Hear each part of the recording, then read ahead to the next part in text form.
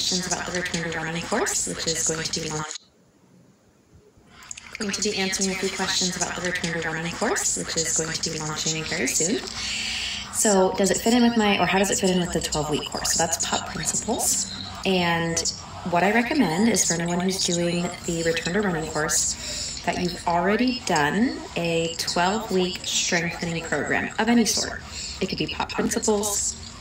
It could be Slam Bridge from Get Mom Strong. There's so many good options out there, but this isn't a course that you jump into postpartum without a foundation, because I don't do the foundational stuff in here. This is like a high-level strengthening, high-level plyometric, like you're gonna get your butt kicked doing these workouts. So if you feel like you have a good coordination of your pelvic floor, you have good coordination of your abs, you have some foundational movements nailed in, like squats and lunges and hip hinges and things like that, then this course is definitely for you.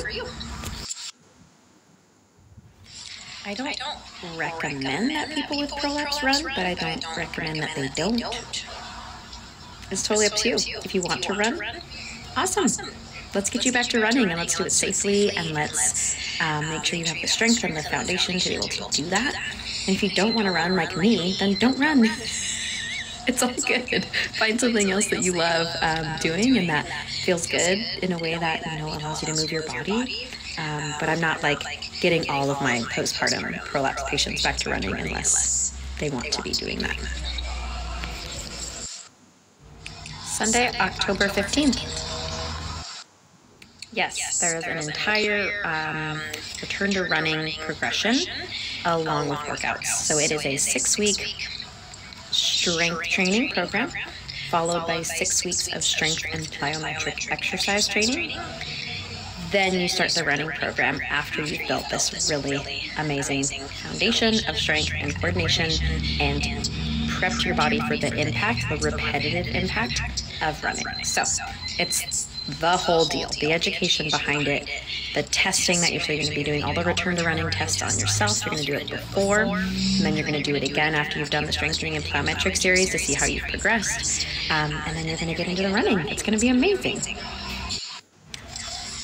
It is unrealistic of me to assume or recommend that people should only do this when they're asymptomatic, because that's not the reality for most of us.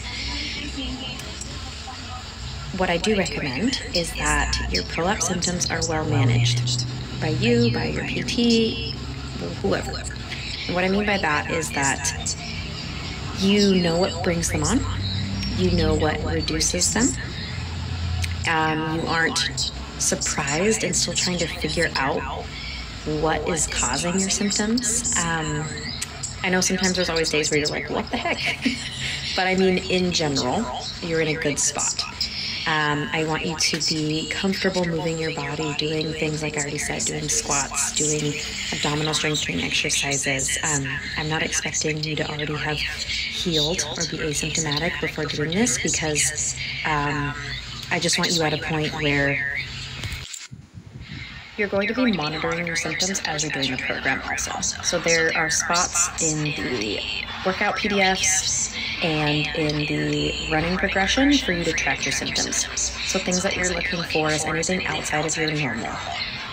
So if you have done all the PT and you still have some stress incontinence occasionally with exercise and you leak a little bit when you're doing the workouts, and that's not anything different than your baseline, that's not hugely concerning to me, unless it's concerning to you. However, if that's not your norm and all of a sudden you start leaking when you start doing the running, that's an indicator that maybe your body isn't quite ready, the strengthening component's not there, there's all sorts of other things to consider here. So what you're looking for is any big deviations from your baseline, just like with POP Principles.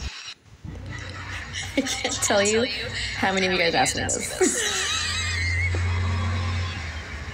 I contemplated going back and forth on that reel. I was like, should I post this? Is this really inappropriate for me to do? And I was like, screw it, let's do it. And I'm really glad I did, because I think I made a lot of you laugh.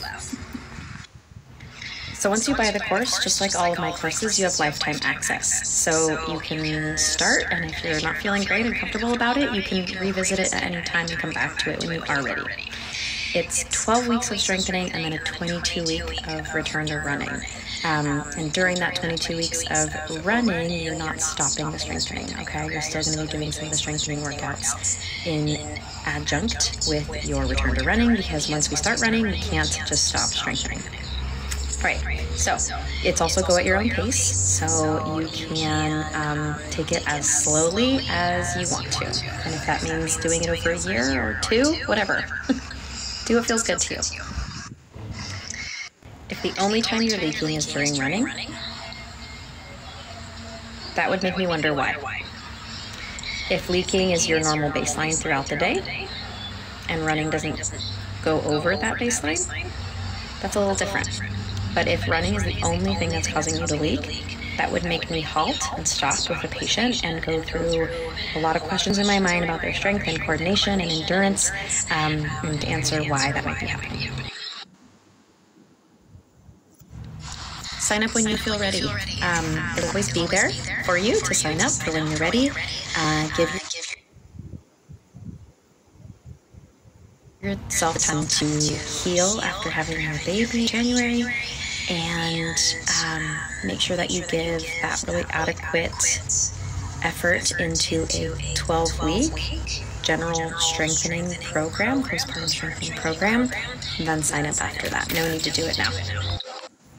Definitely self-paced, but I make recommendations on how frequently you should be doing the workouts and how to progress from one level to the next. What's the other thing on that? The workouts, I have links to the individual exercises, and then I have guidelines on how many sets and reps you should be doing of them, but it's not a workout with me type setup. So you can watch the workout video, get accustomed, what am I trying to say? Learn the move and then do it yourself. But it's not workout with me like Pop Principles is. And the price is going to be $169, just like Pop Principles, and it actually has a lot more in it than Pop Principles does. So yeah, that's it. If Pop Principles is your chosen 12-week strengthening program before returning to running, then yes, definitely finish it before you move on.